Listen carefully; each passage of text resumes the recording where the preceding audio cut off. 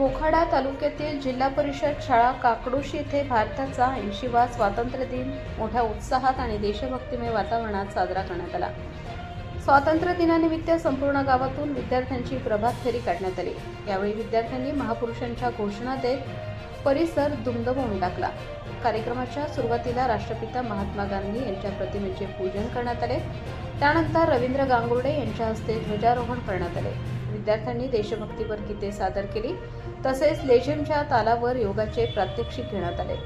यंदाच्या कार्यक्रमाचे विशेष आकर्षण म्हणजे वंदे मातरम गीताला 150 वर्ष पूर्ण झाल्याच्या निमित्ताने वंदे मातरमचे सामूहिक गायन करण्यात आले।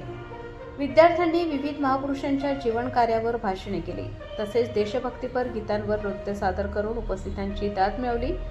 यावेळी विद्यार्थ्यांसह उपस्थितांनी व्यसनमुक्त महाराष्ट्र अभियानाची अभिमान प्रतिज्ञा घेतली। तसेच गावातील प्रतिष्ठित नागरिक, माजी विद्यार्थी आणि उपस्थित ग्रामस्थांनी साक्षरमुक्त गावाची प्रतिज्ञा घेतली। या माध्यमातून गावामध्ये शिक्षण, व्यसनमुक्ती आणि सामाजिक जनजागृतीचा संदेश देण्यात आला।